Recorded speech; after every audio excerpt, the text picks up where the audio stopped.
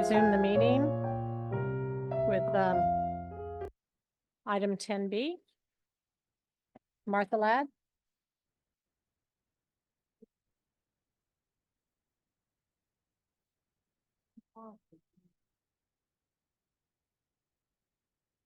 Good evening.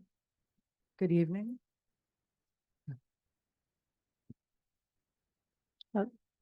Hello? Good, Yeah. perfect. Okay. In an effort to properly leverage resources, services, and manage costs in the district's special education program, the district engaged with the San Mateo County SELPA in the development of a SPED advisory plan and with school associates in the development of a special education department audit. Both the SELPA and the school associates recommended actions to assist in developing quality programs, retaining highly qualified staff, and managing costs.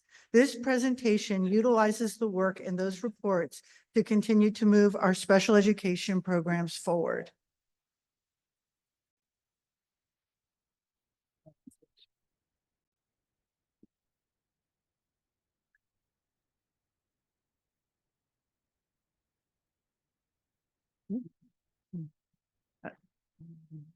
That's not the right report. It's like the online agenda. Thank you. That's perfect. So first, I would just like to go through a little bit of our district's data. 14.5% of district's enrollment, 14.5% of our students qualify for special education.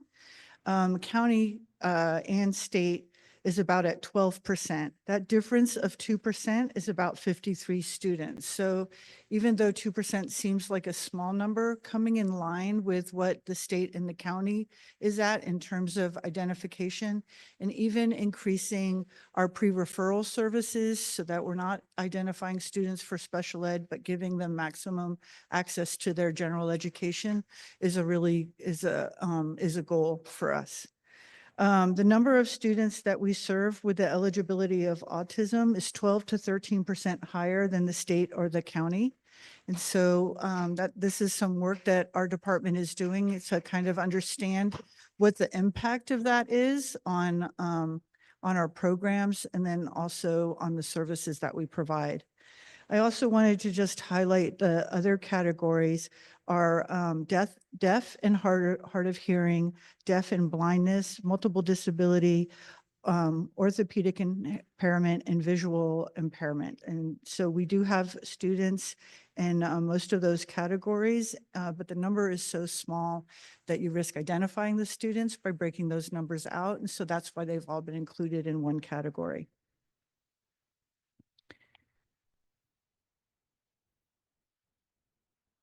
So what I'm proposing is a reorganization of our SDC programs. Currently, the locations and configurations of our SDC programs have a tendency to fracture our programs, isolate our staff and resources, and disperse and limit our resources. So the idea would be to develop a two-track SDC program, meaning that we would have two of our elementary schools have pre-K SDC classes through 5th grade, and then the 6th through 8th grade SDC programs located at Ingrid B. Lacey. This will focus needed resources at the two elementary sites, IBL, and provide an opportunity for consistency in the programs. We wanted to develop the capacity of all the staff at all the campuses with the SDC program. We wanted to make sure that we wanted to ease appropriate staffing. We've come to over-rely on contracted staffing for special education teachers or ed specialists.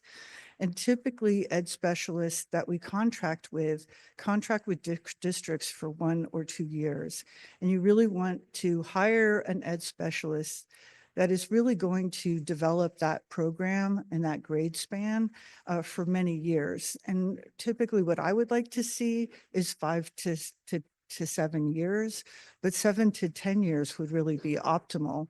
And the district does have a pay structure that would allow for that to happen for ed specialists. So I would really like to see us strive for that. We would also be able to maximize inclusion opportunities because we would be able to work with our general education teachers and really train them in how IEPs operate, how to work on what their responsibilities for goals are, how to work with paras who come into the classroom, ed specialists, and those types of things. And so and we'd also leverage opportunities for collaboration by eliminating teacher, program, and student isolation. And we would build a thriving program of pre-referral and programmatic services that truly demonstrate special education is a service, not a place. I also think that this would really prioritize connection and belonging among students and families by limiting transitions. Some of our students transition 3 or even 4 times if they find themselves qualifying for an SDC program pre-K through 8th grade. And the other half of the slide estimates the cost savings by having the programs focused on two sites and instead of having them scattered among 5 different sites. The other opportunity that we have is to transition our preschool program into an AM PM program.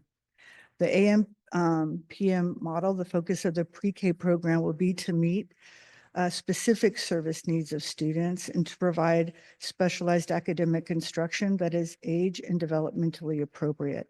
The PK models 2 sessions per day, 2.5 to 3 hours, a program that will match typical pre-K programs and provide opportunities for children in our program to have rich and varied early learning experiences outside of our program.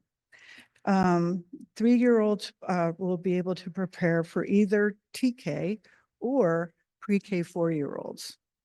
It will align with, we have actually, California has a state monitoring process, and in the areas of least restrictive environment and separate setting, we have been identified for targeted monitoring. So in a transitioning to this plan, it will allow Pacifica to meet targets and these performance indicators. The fiscal impact would be that we would lower the number of teachers that we would need, but we would also lower teacher to student ratios and adult to student ratios under this model. And so I recommend transitioning to this model. Are there any questions?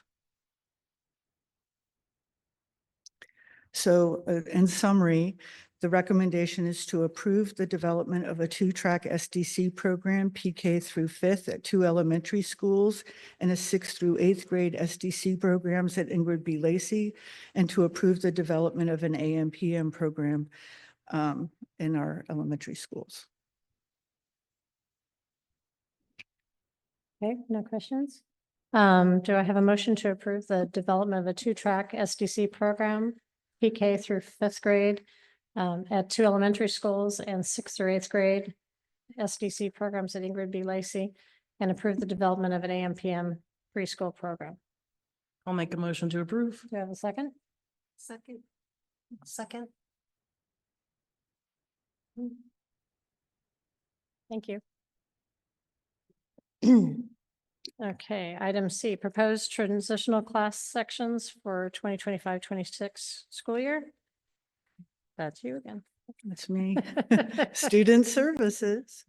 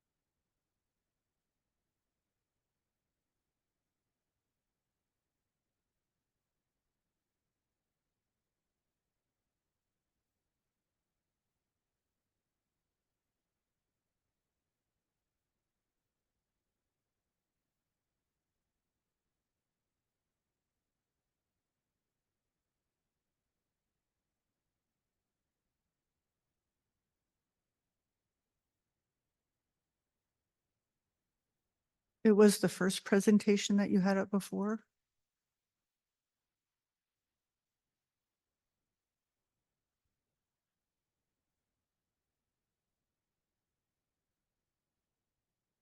No, before I started, proposed TK program enhancements.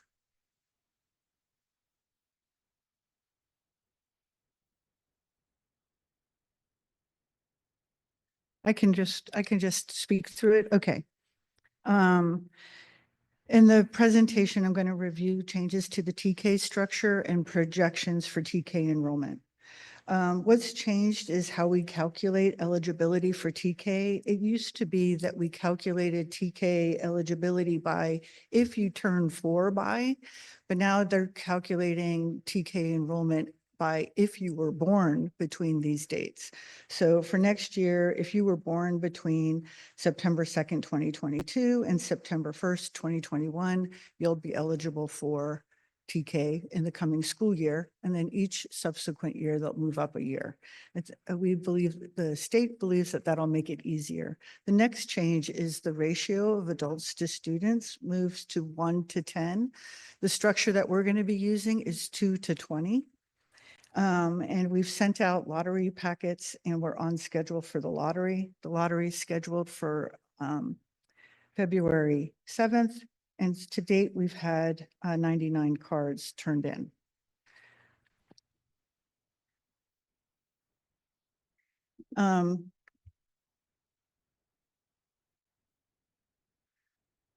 So based on the projected enrollments for the school year, we're anticipating 158 students, which translates into roughly 8 classes. If you were to look at the King report, the King report kind of gave us almost like 2.5 classes in some of our schools, which would be kind of awkward for staffing. So what we've done is we've tried to make it an even 2 classes at some of our schools. So currently we have at Sunset Ridge and Ortega 2 sections of TK, and at Cabrillo and Valimar, we have 1 section of TK. The TK registration, as I said, is at 99, and it's currently on track to meet the projected number. So the recommendation is to have 2 sections of TK at each of those schools. They do meet the bathroom requirements, which is always a big question, and they do have the space. The next steps for developing our TK programs would be to have a consistent bell schedules for our TK sections across all of our campuses, and then alignment of our TK and kinder instructional minutes across all of our campuses. The ask is it is recommended to add a section of TK to Valimar and Cabrillo schools so that each school has 2 sections of TK. It is also recommended to maintain the 2 sections of TK at Ortega and Sunset Ridge Elementary, bringing the total number of TK sections to 8 sections in the 25-26 school year, an increase of 2 sections from the current school year. Yes. Okay. Just quick question about this consistent bell schedule. Do you mean it's gonna line up with the school schedule, or they're gonna all be the same schedule across the district? I have a thought that I'd like the bell schedules to be similar because we all have a requirement for the same minutes, Okay, but I want them to align to have the same number of minutes. okay, got it. Thank you. Mhm. Do we have any other questions? No? Okay, do I have a motion to add a section of TK to Valimar and Cabrillo schools and maintain the 2 sections of TK at Ortega and Sunset Ridge Elementary schools? I'll make that motion. Do I have a second? I'll second.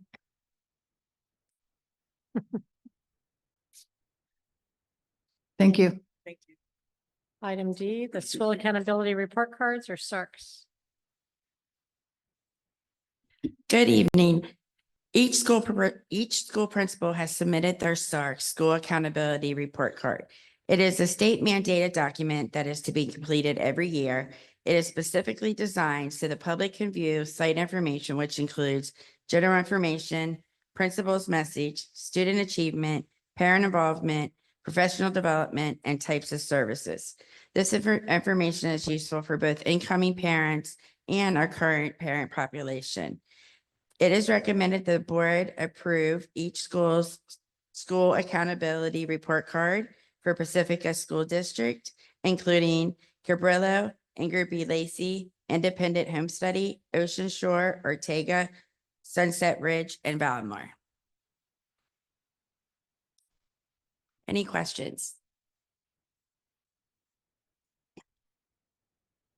Okay, no questions? Okay. Do I have a motion to approve the school accountability report cards for the Pacifica School District, Cabrillo, Ingram B. Lacey, Independent Home Study, Ocean Shore, Ortega, Sunset Ridge, and Valmar? A motion. Do you have a second?